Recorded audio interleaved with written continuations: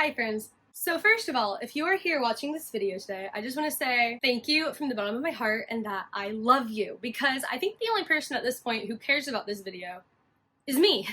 Because this is literally disgustingly late. I don't know anyone else who has even bothered to do it this late, but you know what? I'm nothing if not extra with how late I am. So I'm here to bring you all, finally, my 2021 remaining reads recap.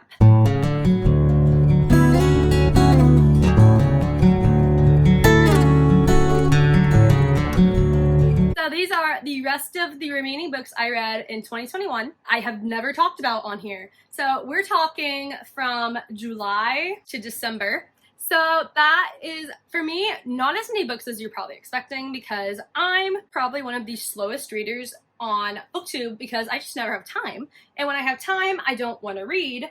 And I hope that you all found some relatability in that. So we only have 10 books to talk about. I'm not going to draw it out because, like I said, these are from like almost 6 months ago and I don't remember them as well as I probably should. But some of these made my top 10 of 2021. So I feel like I have a responsibility to talk about some of these. So let us jump right into it with my July reads. We have Shadow of the Fox, and this was number 9 on my favorites list of 2021. And as I mentioned then, I've just simply never been able to get this book out of my head ever since finishing it. And Books of Chloe described this as an anime in book form. And I 1,000,000% agree. And I think this book is what started me on my questing anime love. I completely credit this book. Oh my gosh, I have the tabs so far out. Why? Why have I done this? Anyway, so in this book, we have Yumiko, and I think what made this book for me was 1,000,000% Yumiko as the main character, because she is a girl who is always underestimated. She is seen as the innocent, sheltered girl, and when she kicks butt, it leaves an impact on people. And I just love her curiosity. I love how she is beginning to see the world and how she's exploring it and going through all of it. I loved reading her journey. And Yumiko is secretly a yokai, which is a fox shapeshifter.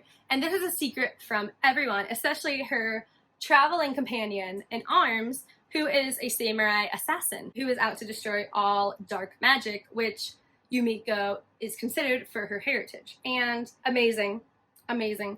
The ending of this never left my brain. I finally have the remaining 2 books in this trilogy, and I have them up there. And fingers crossed I can read them this summer, because I am so excited to complete this trilogy. I'm so excited to see the direction it's going in, and at some point a dragon's going to show up, which I just feel is worth mentioning. Next up for July was my summer beach reading, and I took a picture at the beach of these. And for beach read, what's really funny is that I brought this to the beach in 2020, and I just didn't get around to reading it, and I was like, no, I'm reading this at the beach. So I literally waited an entire year until I went back to the beach in order to read this book at the beach.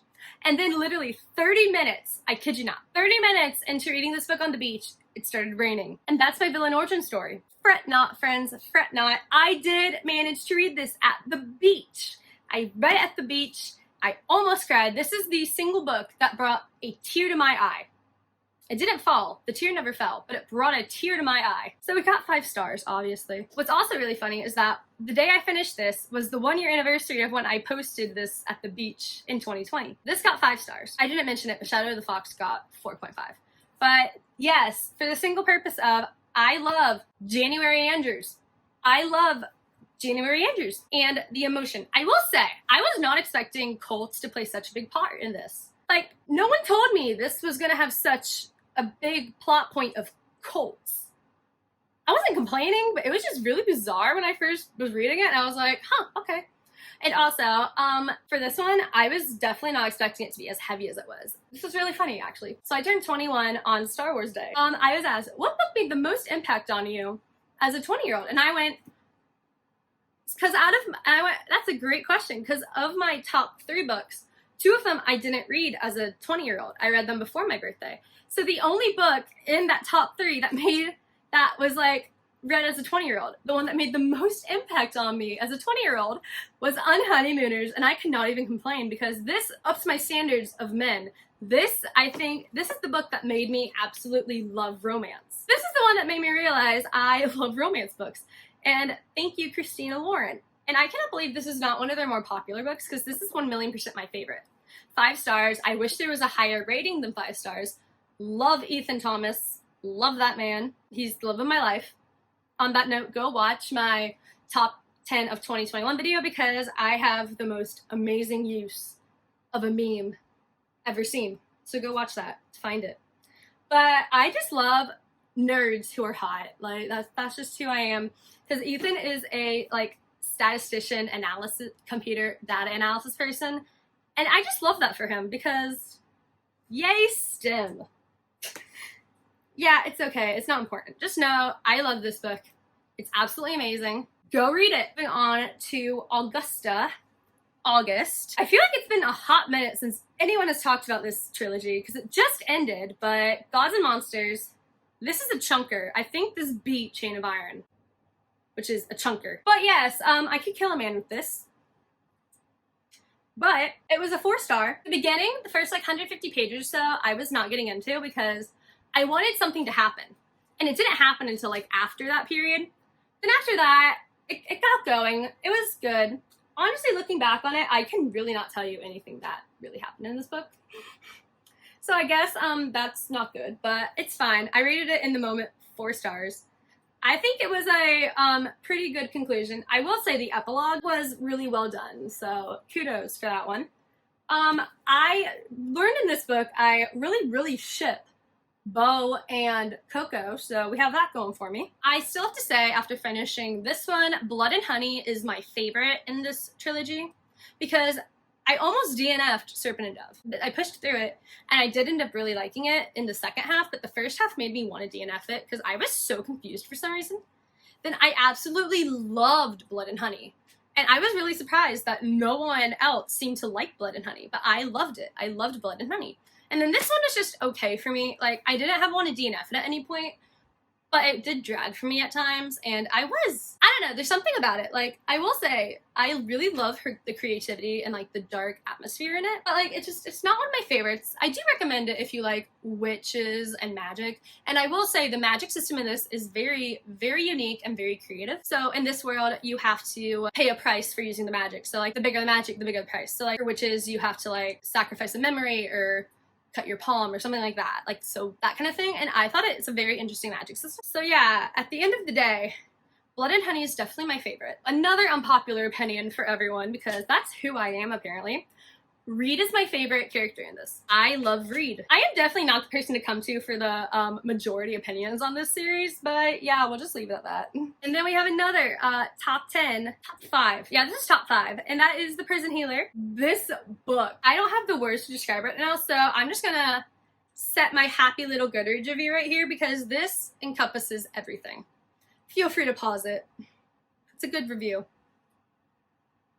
Anyway, Eva, I love you. So creative. And I always just have mad respect for fantasy authors who do create their own language, because I'm just always in awe. And this world, it's going to expand, and honestly, Lynette Noni is so unbelievably talented for the fact that you didn't get a change of setting in this entire book.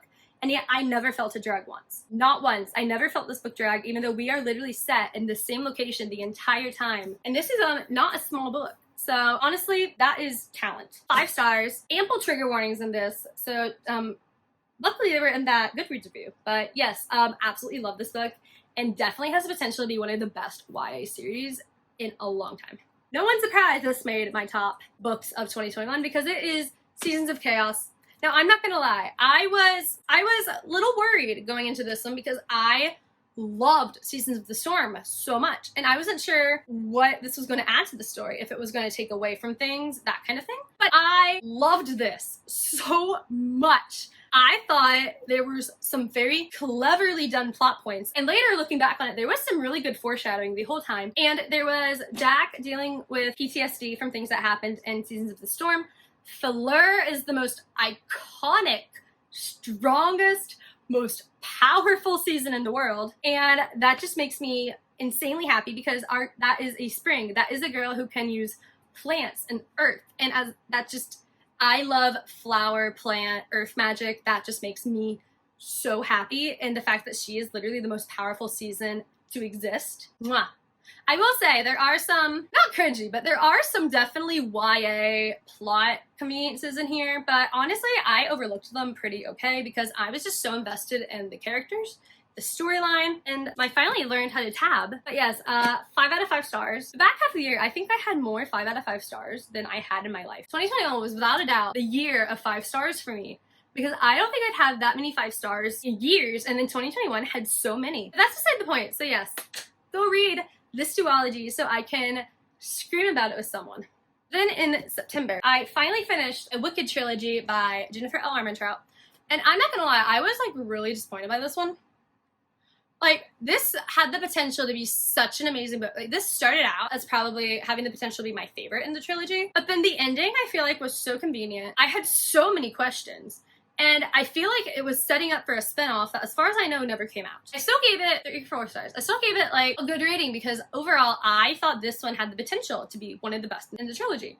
But then it just fell flat at the end, and that really disappointed me, so we're just gonna move on. And probably one of my biggest surprises of 2021 was Crossbones. I read this as an e-arc, and it changed my life. This is Pirates of the Caribbean in book form. It is so good, and my day was made when I learned this was gonna be a trilogy. Dark Tides comes out in November. This is just insane. I love this book with all my heart. It's amazing. The opening scene is literally so Pirates of the Caribbean, I can't deal. It's adventure fantasy, there's found family, there is elemental magic, which I was not expecting, and there was such a cool pirate folklore in this. And there's also a tournament element to it for all of you tournament lovers out there. And I've not seen anyone talk about this, and I think it's a real shame because this book is so good. It's also a debut, so I highly recommend checking it out if you love Pirates of the Caribbean or adventure fantasy, because I think people will really love this. And I also gave this 4.5 stars. It's really amazing. Seriously, go read it. Next up, we had Jfire Gold, and this is really cool because this was one of the first arcs I ever received. And it ended up being the November Fairy Loot selection, and that just makes me so beyond happy. I will say, this one did not feel like a standalone. The ending of this made me feel like there should be a spinoff. Like, the ending was good for shock value, but in the end, I feel like it needs a sequel. But overall, it was really good. I really loved it. It was an insanely strong debut. It wasn't my favorite, I will say that. I think I had far too high of expectations in it. Overall, this really does give off Avatar vibes, which is kind of funny because that's how it's pitched, but the author has never seen Avatar, so I think that's just kind of funny. But it definitely gives off those Avatar vibes. There are 2 characters in here in particular that do. The male lead, 1,000,000%, Zuko all the way, down to the angstiness, pure Zuko. And then we have one of the side characters who reminds me of Ty Lee, and love that. And then our main character, Anne, I loved her. She is what carried this book for me. She was so strong and mischievous and playful and such a good heart. I could not help rooting for her this entire time. If this book sounds remotely interesting to you, I do recommend picking it up because I think a lot of people out there will absolutely love this book and will be hit very hard with emotions. And then a moment of applause because this book was finally read. Yay! I don't know why I waited so long for this book. Because this is what, 2020? And I was so hyped for it. But I just never read it. Because I wanted to read it in October. But that's just not a good thing for me because I never end up reading books when I say I'm going to. But I did. I read it in 2021. I read it in October. And at first I was kind of like, eh. But then when it picked up, it picked up. Oh my gosh. Ironically, I feel really mean because like I didn't care about like the murder investigation almost at all. I was like, we get it, move on. Which I do feel kind of, But what I've heard is that I was ready for the fantasy romance aspect of it, honestly.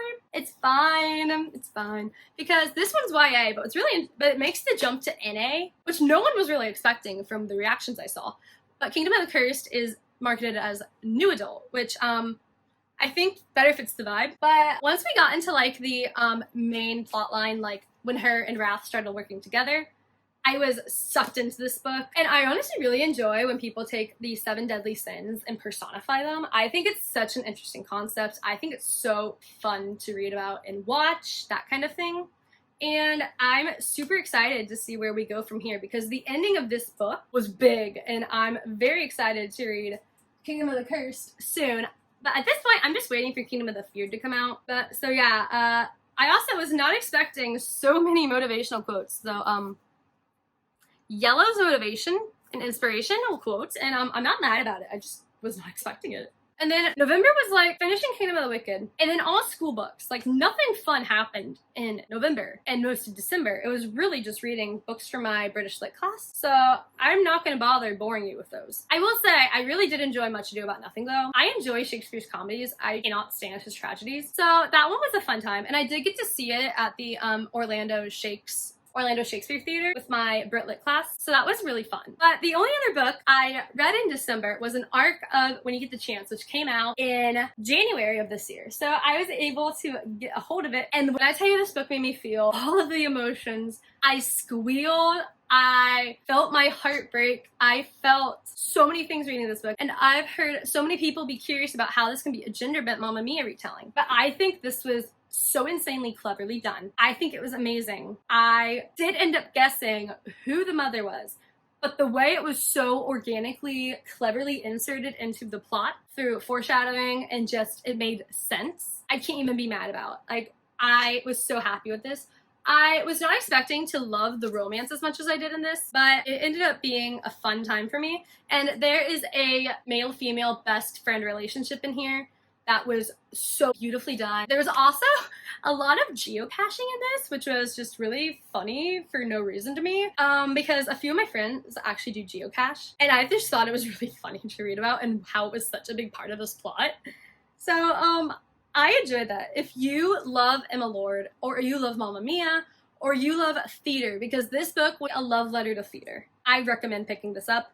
It will make you laugh, it'll make you squeal, might make you cry if you are not me, because I don't cry reading books and I hate it, but it's fine. So yes, definitely go check this out. I think so many people will love it. That was so long, oh my gosh. That was my remaining 2021 wrap up.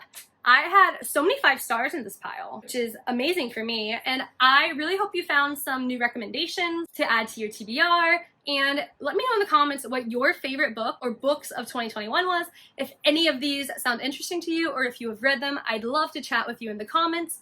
And if you want to go ahead and hit that like and subscribe button to see more of me, I'd love you forever. And I would happily welcome you to my little bookish corner of the interweb. And if you want to find me out there, my social medias are linked below. And until next time, I'm Kay. Thank you so much for watching, and I'll see you soon. Bye!